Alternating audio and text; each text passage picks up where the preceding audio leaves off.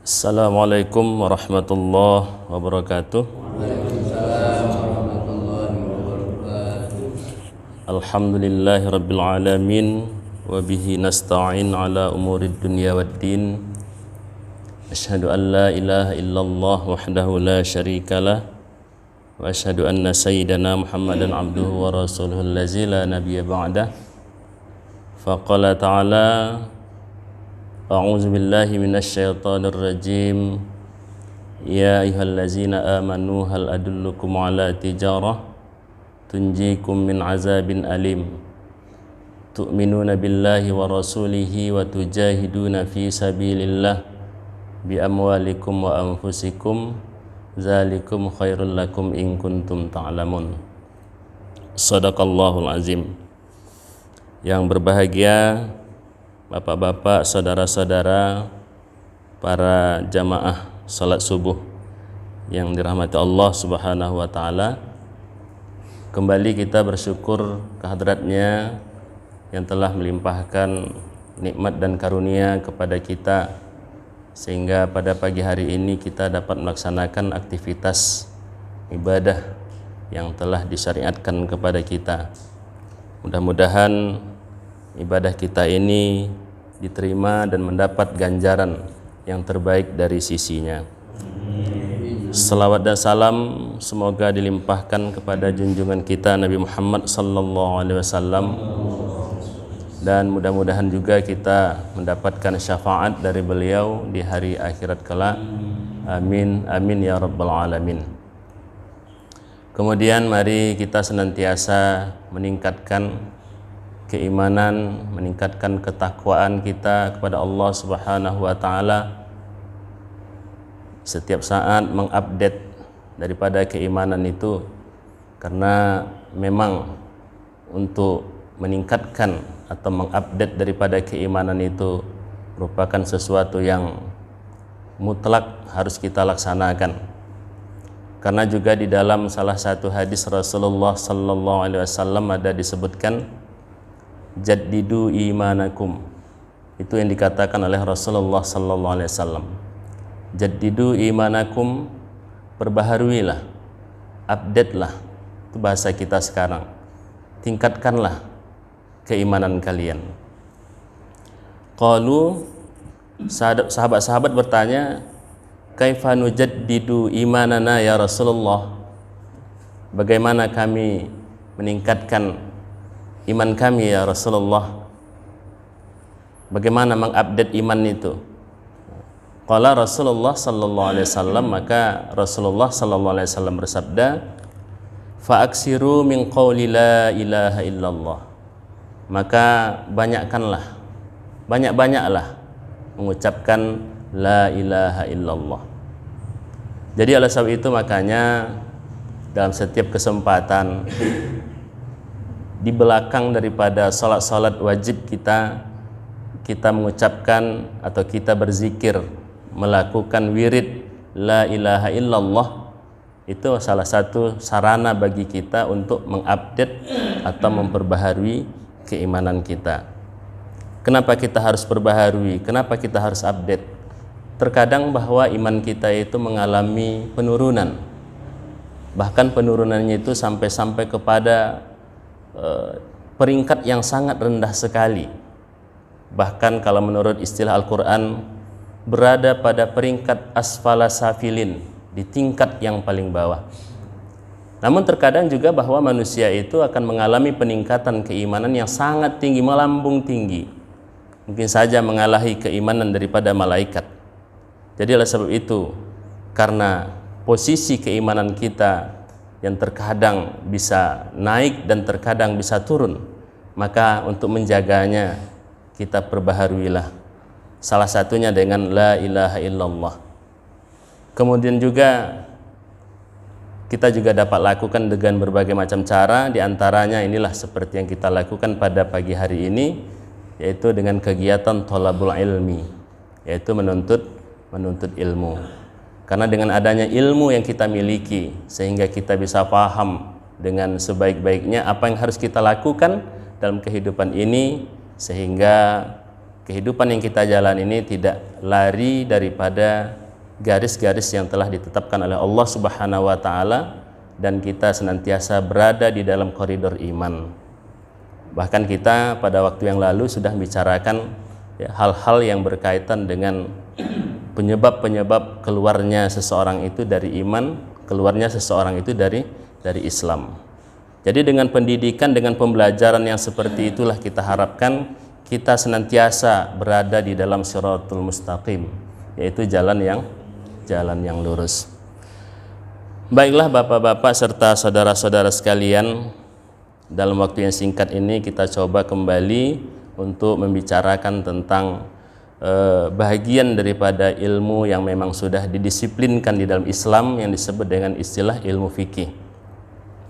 Karena waktu kita sangat singkat, nanti kalau sudah sampai 6:30, kalau kelewatan tolong dibilang ya, instruksi gitu ya kan, karena kita masih punya kegiatan gitu.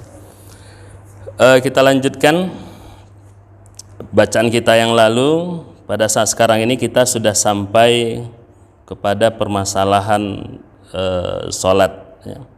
Di sini disebutkan faslun faminal wajibi khamsu salawatin fil yaumi wal lailah.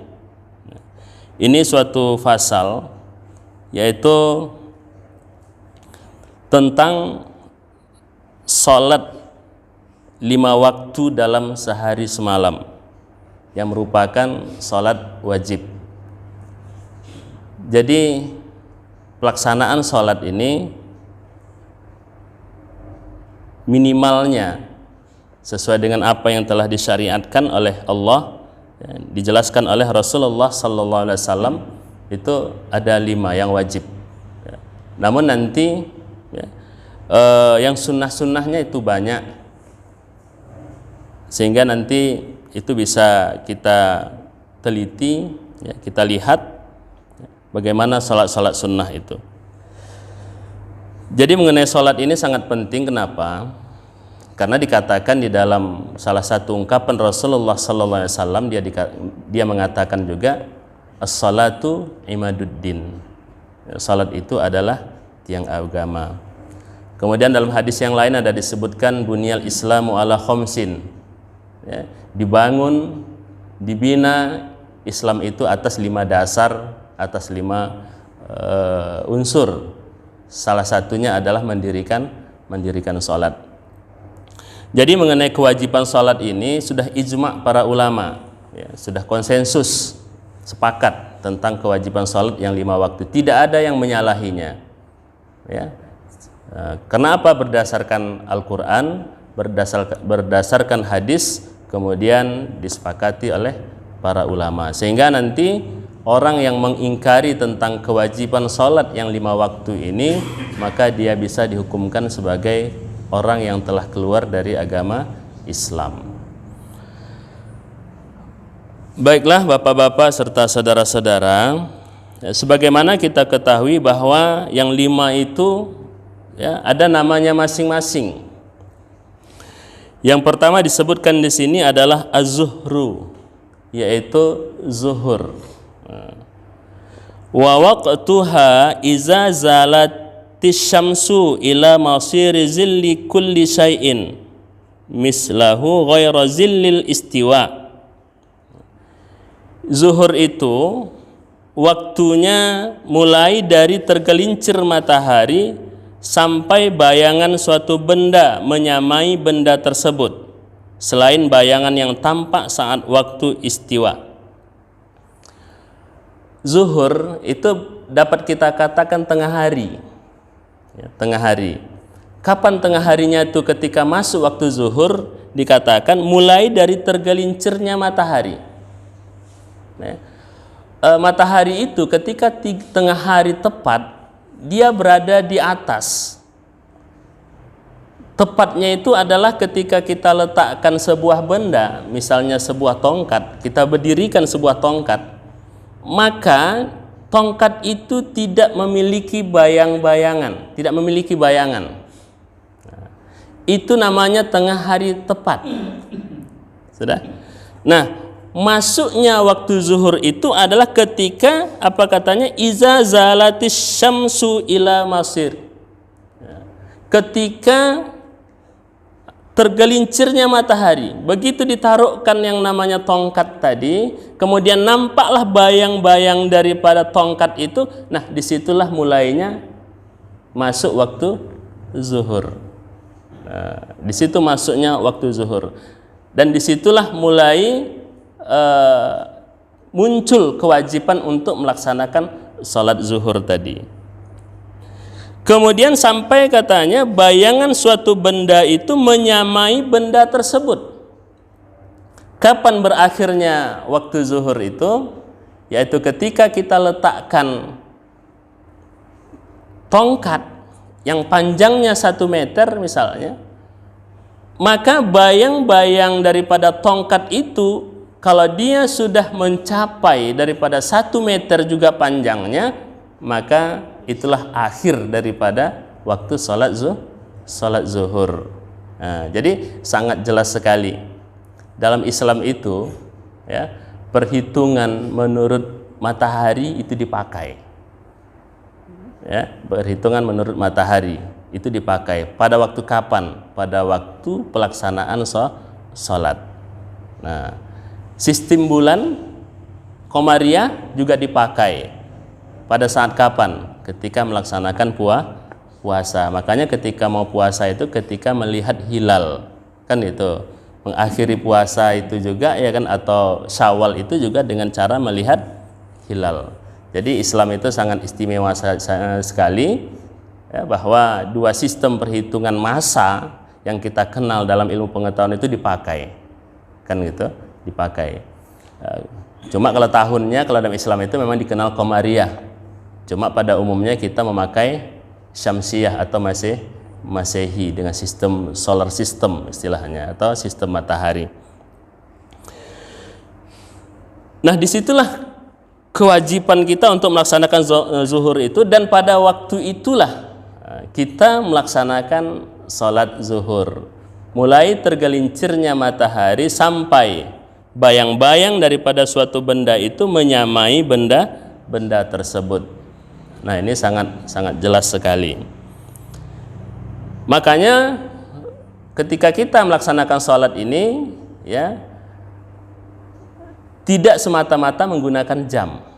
Ya, kenapa? Karena jam itu sifatnya konstan, ya kan, yang sudah diukur menurut ilmu pengetahuan berdasarkan GMT-nya, ya, garis meridian times-nya itu, kan gitu kan. Namun dalam Islam, ya, untuk pelaksanaan sholat ini dengan menggunakan sistem matahari atau solar system tadi.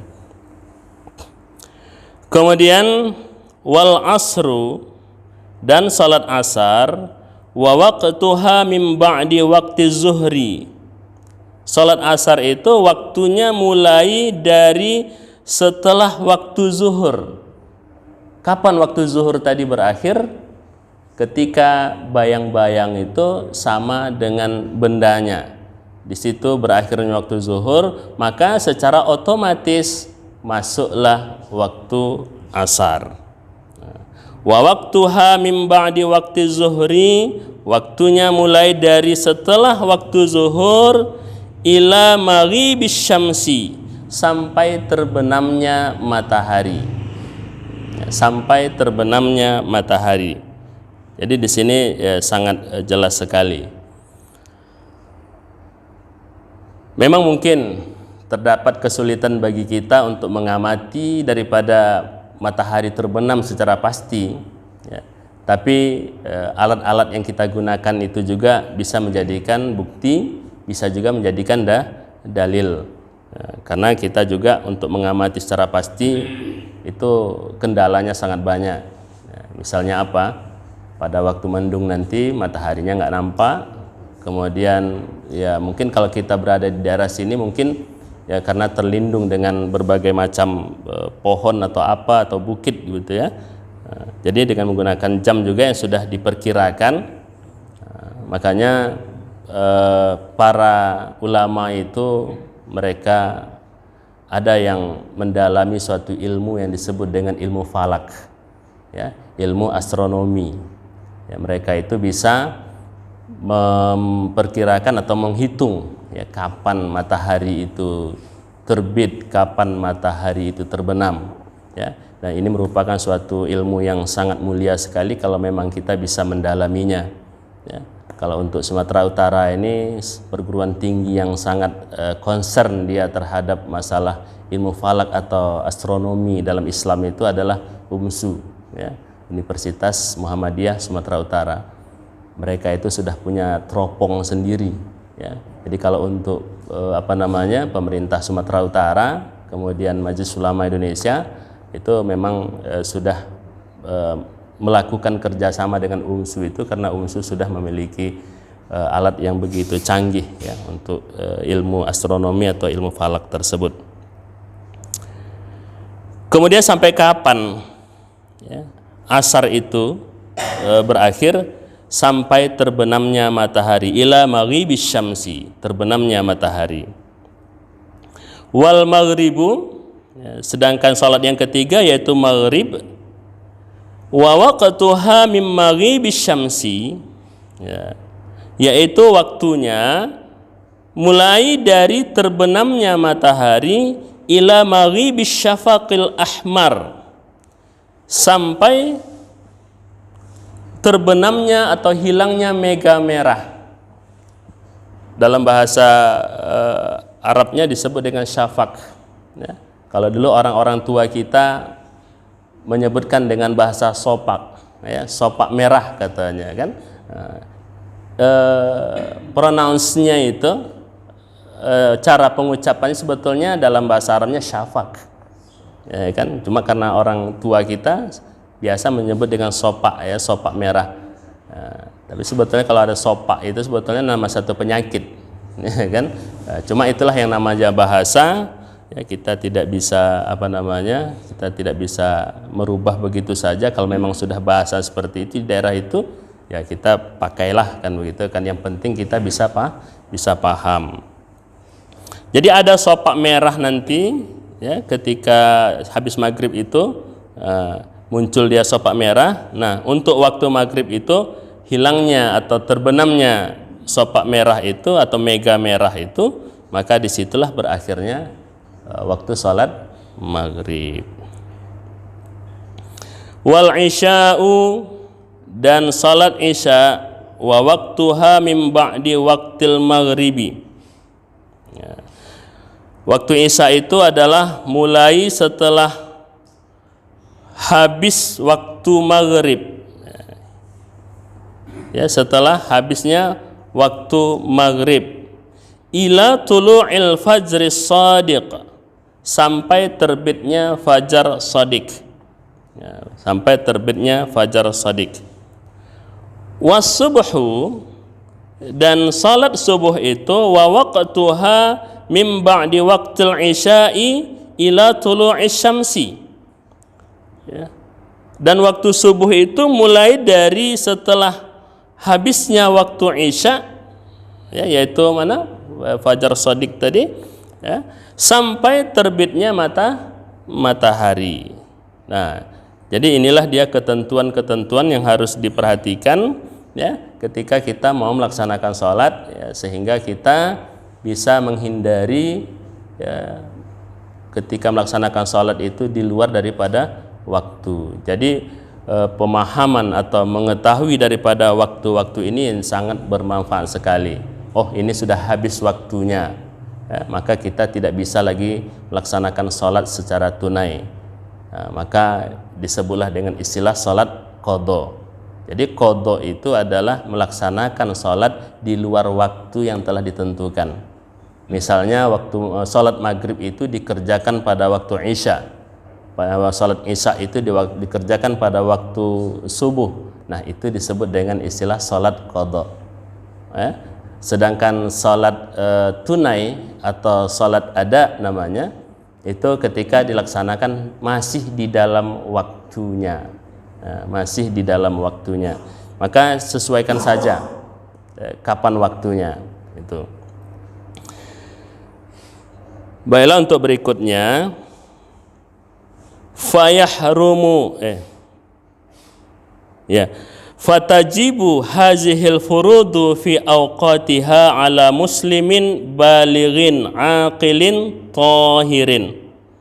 Jadi bagi setiap orang muslim yang sudah baligh, berakal serta dalam keadaan suci, wajib melakukan salat fardu tersebut tepat pada waktunya. Wajib. Nah, definisi wajib kemarin sudah kita pahami, sesuatu yang diberi pahala mengerjakannya dan diberikan dosa ketika meninggalkannya. Jadi dapat kita pahami di sini bahwa ketika kita melaksanakan sholat pada waktunya, nah disitulah kita diberikan pahala, kan gitu. Tetapi ketika kita melaksanakan sholat pada luar waktunya atau di luar waktunya, maka kita sudah dapat yang namanya dosa. Gitu. Tapi walaupun begitu mesti juga dilaksanakan, kan gitu. Mesti juga dilaksanakan sholat tersebut walaupun dia sudah berada di luar, tapi kita juga sudah kena lah, kan begitu kan, sudah kena catatan blacklist, catatan garis hitam di situ. Jadi kalau dia memang sudah beragama Islam, sudah baligh, sudah berakal, kemudian dia sudah suci, dia maksudnya di sini suci dari hadas, suci dari najis, maka di situ dia wajib melaksanakan sholat itu tepat pada waktunya. Jadi untuk waktu-waktu sholat ini, walaupun istilahnya dalam waktu itu juga ada waktu-waktu pilihan namanya. Ada waktu yang utamanya, kan, ada waktu yang makruhnya, kemudian ada waktu yang haramnya, dalam melaksanakan sholat itu. Kalau yang utamanya itu ketika di awal waktu, itu yang utamanya. Makanya ada ungkapan itu, afdhulus shalah fi awwali waqtiha, sebaik-baik sholat itu adalah di awal waktunya. Kemudian waktu yang sudah makruh itu adalah begitu Allahu Akbar, kan, begitu Allahu Akbar habis waktunya. Itu. Kalau yang haram tadi ya sudah sudah kita itu melewati waktu tersebut. Kemudian fayahrumu taqdimuhu ala waqtiha wa ta'khiruha anhu bighairi uzrin. Maka haram mendahului dan mengakhirkan pelaksanaan sholat dari waktunya tanpa ada uzur. Belum masuk waktu udah sholat kita. Sesudah selesai atau sudah habis waktunya barulah kita sholat. Maka di sini katanya fayahrumu, maka diharamkan dia, haram melaksanakannya. Tapi tetap juga kalau kalau yang namanya di luar waktu tadi, kalau berupa qadha memang harus laksanakan. Tapi kalau memang sebelumnya itu memang tidak sah, sholatnya. Belum lagi masuk waktu dia sudah mulai sholat, gitu kan. Dia sudah mulai sholat. Di situ diharamkan dan memang tidak sah, gitu kan. Karena apa? Karena dia berada di luar waktu tadi. Tapi kalau dia di luar waktu tadi, kalau dia memang qadha, sholatnya sah, tapi pekerjaannya haram. Memang ini kadang-kadang sebagian orang agak sulit dia memahami, sah tapi kok haram. Mungkin ada timbul pertanyaan seperti itu, sah tapi kok haram. Seperti kita bayar hutang sama orang, Polan, sesuai dengan perjanjian bahwa kamu membayar hutang itu adalah pada tanggal 23 Januari 2021. Di situ habis jatuh temponya, kan gitu kan, habis temponya. Kemudian dibayar pada tanggal 25. Hutangnya lunas. Udah? Hutangnya lunas, tapi yang ngutangi marah. Gitu. Kan? Gitu kiasannya. Hutangnya lunas tapi yang ngutangi marah. Jadi itu kiasan daripada sah tapi haram. Jadi banyak sekali itu dalam kasus-kasus fikih itu yang disebut dengan istilah sah tapi haram. Mana contohnya? Jual beli atau membeli sesuatu dalam rangka untuk menimbun. Misalnya apa? Pada musim panen raya padi itu dibeli ya banyak-banyak. Kenapa? Karena hargamu murah, ditimbun banyak-banyak. Sampai-sampai yang di mana-mana pun dikutip semuanya ditimbun. Sehingga nanti ya di pasaran itu minim dia. Kemudian nanti pada waktu musim paceklik misalnya ya di pasaran sudah tak ada. Di pasaran sudah tidak ada gitu ya kan. Hanya dialah yang memiliki beras atau padi tadi. Nah, pada saat itu barulah dia keluarkan padi tersebut atau beras tersebut untuk dijual ke pasaran ya dengan harga yang tinggi dari harga biasanya begitu ya kan. Nah, perilaku seperti itu ya sah karena apa? Karena ya dia sudah jual beli gitu ya kan. Tapi tindakan itu tidak diharamkan, dilarang gitu ya kan, dilarang. Nah, jadi pemindahan haknya itu ya, pemindahan hak yang dilakukan oleh si ngumpul atau penimbun tadi itu dibenarkan ya kan, tapi dia sudah mendapat catatan khusus istilahnya ya. Jadi fa yahrumu taqdimuhu ala waqtiha wa ta'khiruhu wa ta'khiruha anhu bighairi uzrin, maka haram mendahului dan mengakhirkan pelaksanaan salat dari waktunya tanpa ada uzur. Tanpa ada uzur ini tanpa ada alasan ya. Nah, uzur ini alasan apa? Alasan yang dibenarkan oleh syara, alasan yang dibenarkan oleh agama. Kalau alasan-alasan pribadi saja ya, alasan-alasan yang bersumber dari perut saja begitu ya kan, nah itu tidak dibenarkan ya, ada alasannya. Nah, contohnya mana? Ketika musafir misalnya. Nah, di situ kan ada kesulitan-kesulitan. Ya kan? Ada musyaqqah di sana. Ya, ada musyaqqah, ada kesulitan, ada kepayahan yang dialami. Nah, maka di situ ya adalah yang namanya keringanan, ya. Karena ada uzur tadi. Makanya di dalam kaidah fikih ada disebutkan itu apa katanya? Al-musyaqqatu tajlibut taisir, ya. Kesulitan itu akan al-musyaqqatu tajlibut taisir, kesulitan itu akan bisa menimbulkan suatu kemudahan. Karena juga ya Allah tidak memberatkan ya kepada mukallaf itu kecuali sesuai dengan kemampuannya gitu. La yukallifullahu nafsan illa usaha. Allah tidak memberikan tanggung jawab atau beban ya kecuali sesuai dengan kemampuannya. Jadi ketika dalam kondisi uzur ya ada alasan-alasan yang dibenarkan oleh syara, maka mengakhirkan daripada salat itu ada rukhsahnya, ada keringanannya. Tapi betul-betul ya, alasan itu yang bisa diterima oleh syara, ya, bukan hanya sekedar pendapat dia saja atau perasaan dia saja atau nafsunya saja.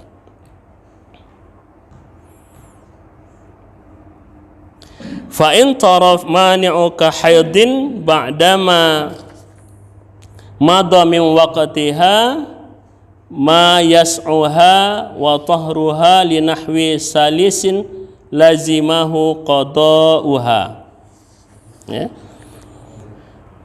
Jika datang penghalang salat. Jadi salat itu juga ada penghalangnya, mani' istilah kita.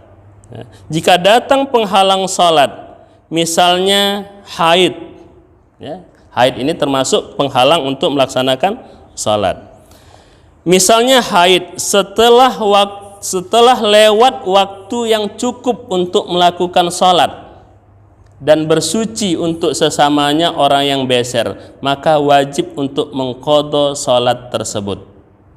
Ya, nah, jadi wajib mengqadha salat tersebut. Maksudnya begini.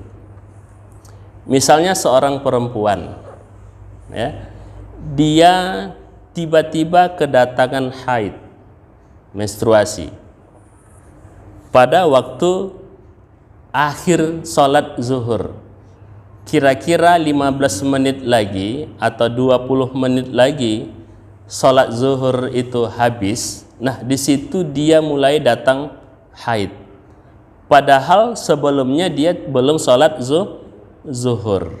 Nah, padahal dia berencana nanti jam sekian ya aku sholat zuhur, tapi begitu sampai jamnya 20 menit sebelum habis waktu zuhur itu datang haid. Nah, berarti dia sudah tidak bisa sholat. Maka ketika dia nanti sudah suci atau habis masa haidnya, maka sholat zuhur yang dia tinggalkan itu tadi wajib digantinya, wajib diqodoknya. Nah, kenapa? Karena tadinya dia masih sempat lagi untuk melaksanakan apa? Melaksanakan wudhu, untuk melaksanakan bersuci, ya, untuk melaksanakan persiapan untuk sholat. Nah, jadi kalau masih ada lagi waktunya, ya, kalau masih ada lagi waktunya, dia wajib qadha itu ketika dia sudah suci. Nah, demikian juga orang yang berpenyakit, katanya di sini beser, yang kencingnya itu susah untuk berhenti begitu ya kan, salisul baul istilahnya. Juga sama, ya, pada waktu di awal itu dia belum sholat, ya, kemudian di akhir-akhir waktu sholat itu ketika dia mau sholat ternyata di situ mulai dia ini, ya, sehingga dia tidak bisa melaksanakan sholat tadi, maka dia itu harus mengqadhonya pada waktu yang lain. Ya. Oh, udah waktunya ya. Ya, tinggal satu paragraf lagi. Au zawalul mani'i wa qad baqiya minal waqti qadaru takbiratil ihram lazimat huwa kaza ma qablaha in jumi'at ma'aha. Atau penghalangnya hilang sedang sisa waktu sholat masih cukup untuk melakukan takbiratul ihram, maka bagi orang tersebut wajib mengqadhonya. Begitu juga wajib baginya mengqadha sholat yang sebelumnya jika bisa dijamak dengan sholat tersebut. Maksudnya begini, ada seseorang yang haid, misalnya dia sudah 7 hari haid. Nah, pada waktu zuhur dia masih haid, masih keluar darahnya. Nah, kira-kira 10 menit lagi habis waktu zuhur itu, habis masa haidnya, ya. Dalam perkiraan 10 menit ini masih cukup waktunya untuk melaksanakan mandi. Tapi karena itu ini tak sempat dia, habislah waktunya. Nah, jadi maka hal yang seperti ini bagi perempuan tersebut wajib diqadha salatnya, wajib diganti salatnya, itu salat zuhur tadi. Ya, karena ketika dia suci tadi masih ada waktu sebentar, ya, ketika katanya sempat untuk melaksanakan takbiratul ihram. Jadi kalau di sini bukan 10 menit lagi ya kan, takbiratul ihram itu seberapa? Hanya hitungan detik saja kan begitu ya kan. Nah, Allahu Akbar. Nah, kalau masih sempatlah dia mengucapkan takbiratul ihram seandainya, ya, pada waktu itu habis haidnya tadi, maka sholat yang dia tinggalkan pada waktu itu harus diganti pada waktu yang lain. Atau katanya wajib baginya mengqadha sholat yang sebelumnya jika bisa dijamak dengan sholat tersebut. Seorang haid misalnya, seorang itu suci, seorang itu suci. Salah contohnya tadi ya. Seorang itu sedang haid misalnya. Kemudian pada waktu asar dia masih masih haid lagi. Di pertengahan waktu asar, ya, di pertengahan waktu asar berhenti haidnya, ya, berhenti haidnya, sehingga dia harus mandi untuk melaksanakan salat asar. Nah, karena antara salat asar dengan salat zuhur itu bisa dijamak, maka salat zuhur yang dia tinggalkan tadi wajib diganti juga. Sudah? Nah, jadi bukan asarnya saja dia laksanakan, zuhur yang tadi tidak bisa dia laksanakan karena haid, wajib juga dia laksanakan. Kenapa? Karena salat zuhur tadi bisa dijamakkan dengan salat asar. Maka disinilah dijelaskan dengan kalimatnya tadi, apa katanya? Wa kaza ma qablaha in jumi'at ma'aha. Ya. Begitu juga katanya wajib baginya mengqadha salat yang sebelumnya jika bisa dijamak, ya, dengan salat tersebut. Jadi inilah beberapa ketentuan yang harus kita pahami betul, ya, terutama kepada istri-istri kita, anak-anak kita yang perempuan, ya, masalah haid ini ya sangat perlu sekali. Kenapa? Karena itu tadi banyak di antara wanita-wanita itu tidak memahami secara pas, ya, tentang masalah haid yang mereka alami. Maka di sini kewajiban bagi suami, kewajiban bagi ayah, ya, atau bapak untuk mengajarkan mereka. Karena pemahaman-pemahaman yang salah itu bisa saja terjadi, ya.